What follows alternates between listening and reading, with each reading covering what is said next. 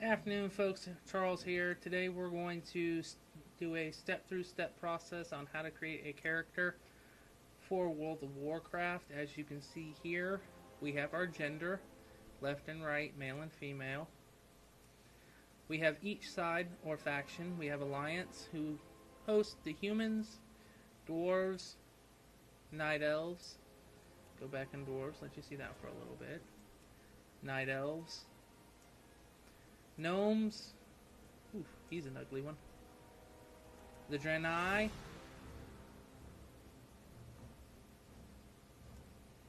And Worgen.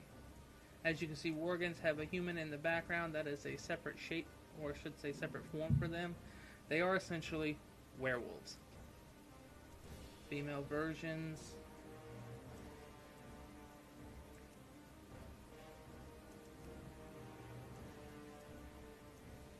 Look, beardless dwarves. Now we're going to step to the other side, switch our character gender back to male. I'm going to show you the Horde faction. Here we have orcs, undead, tauren, trolls, blood elf, and no, nothing like Legolas, and goblins. Switch over to the female gender. Goblin.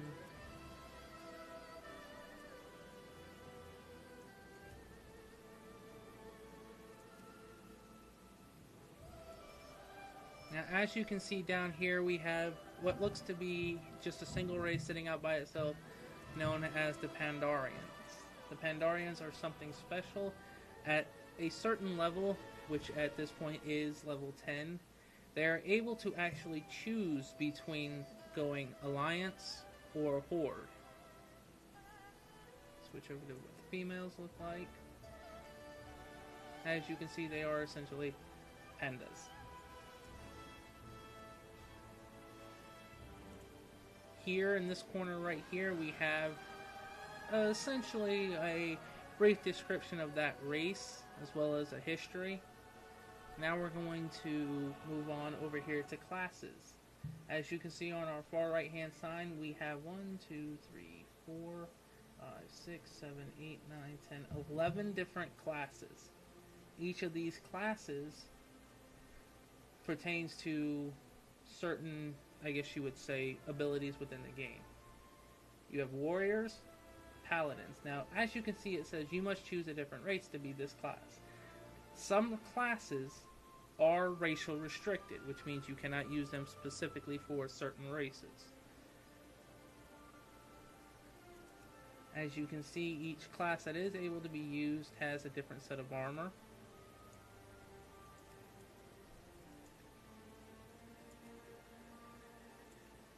Now, as you can see here, we have a brief, like the race menu, we do have a brief description of what they can and cannot do. Let's find dwarves.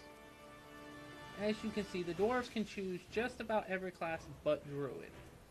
Now, as you see here, we have death knights. Death knights are a special class. You actually cannot roll a death knight until you get a character to level 55 or higher.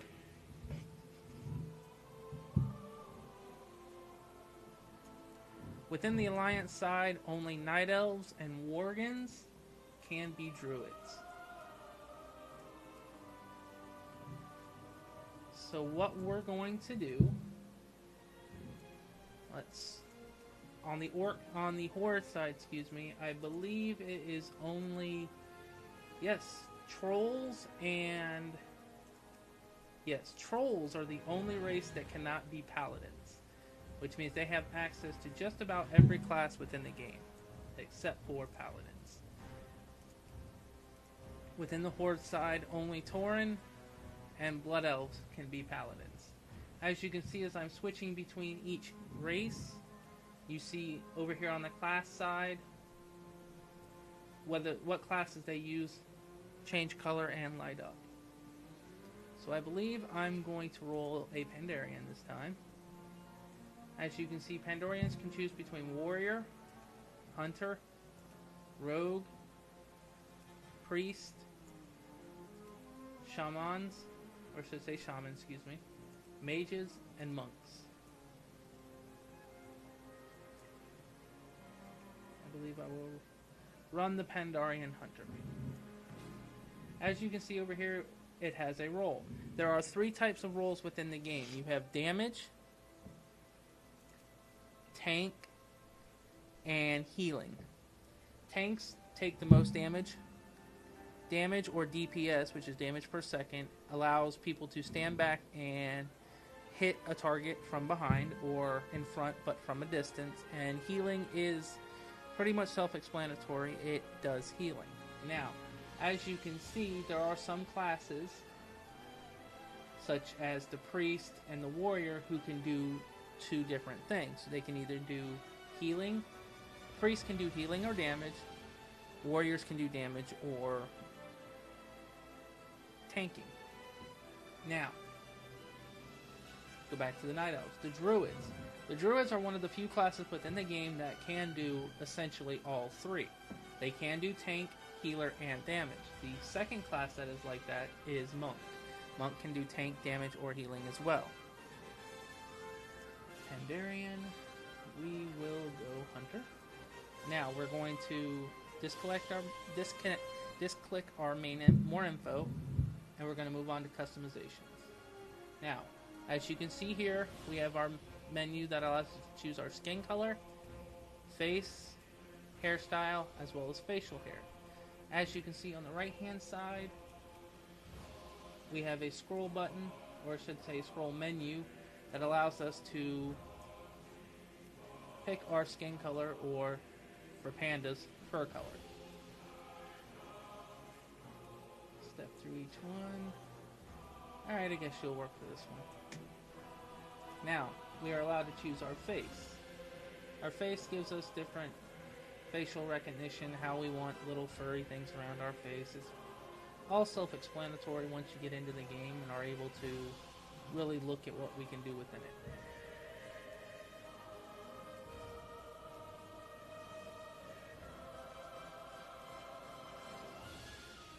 There you go.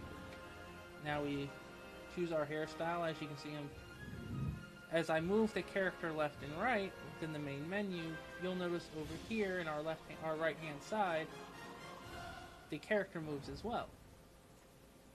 I'll scroll, and as you see, our hair changes as I scroll through. Not a lot of hairstyles for the Pandarian males.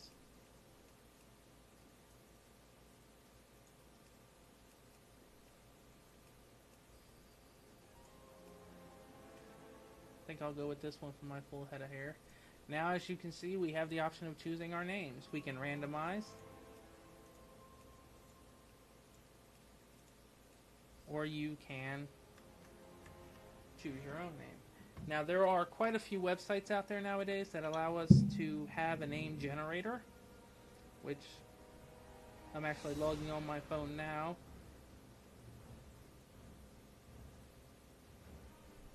To choose a Pandarian name.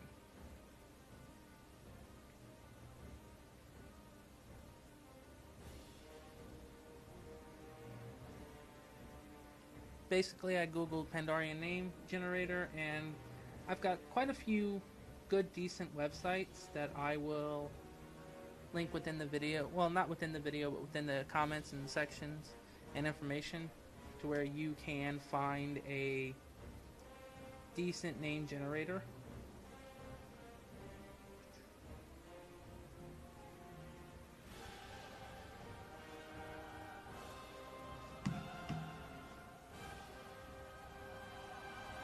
I am going to choose, there we go.